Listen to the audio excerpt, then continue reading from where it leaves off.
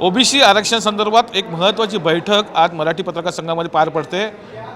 ही बैठक सुरूच आहे। त्या बैठकीत काय मुद्दे आहेत हे जाणून घेण्यासाठी आपल्याबरोबर ओबीसी नेते प्रकाश शेंडगे जी आहेत त्यांच्याकडून जाणून घ्या। सर, महत्त्वाची बैठक सुरू आहे, एक महत्त्वाचा निर्णय इथे घेण्यात येणार आहे, काय बैठकीत सुचवणार आहे? हे पहा, ज्या सरकारचा DNA ओबीसीचा आहे त्या सरकारच्या राज्यकारभारावरती ओबीसी समाज जो आहे महाराष्ट्रातला प्रचंड नाराज आहे,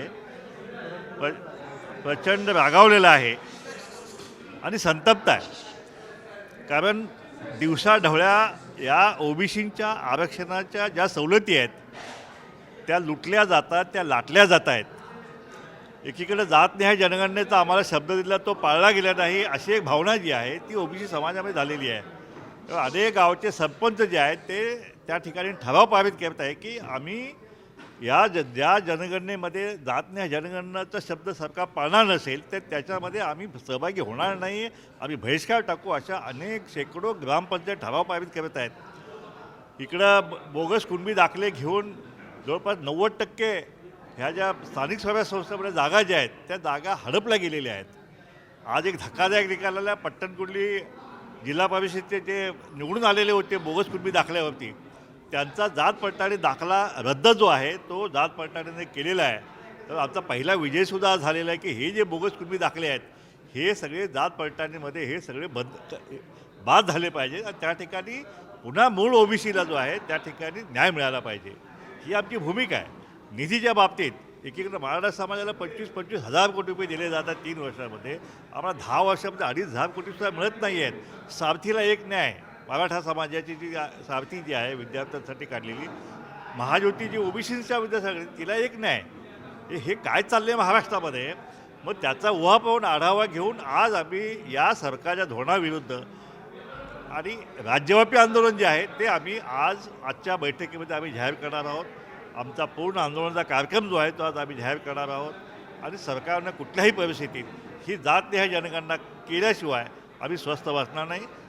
जातगणना no caste census no vote हा सुद्धा कार्यक्रम आम्ही पूर्ण राज्यामध्ये आम्ही राबवणार आहोत।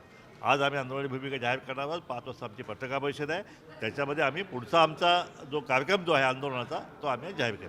तरी कधी आंदोलन असणार आहे, कधी घेणार आहे आणि कशा प्रकारचं स्वरूप असणार आंदोलन? ते आम्ही आता पत्रकार परिषद जाहीर करू। आजच्या बैठकीत आमचे ठराव पारित होतील त्या दृष्टिकोनातून आणि एक नक्की भूमिका जी आहे ती राज्यभर आंदोलनाची भूमिका जी आहे, मग आंदोलन असतील, मोर्चे असतील, उपोषणं असतील, हा सगळ्या जे आहेत ती सगळी अस्त्र जी आहेत, शस्त्र जी आहेत लोकशाहीनं आम्हाला दिलेली, संविधानानं आम्हाला दिलेली आहेत, आंबेडकर साहेबांनी आम्हाला दिले आहे, त्या सगळ्याचा वापर करून आम्ही या सरकारला जे आहे आम्ही सळो की पळो करून सोडल्याशिवाय स्वस्थ बसणार नाही।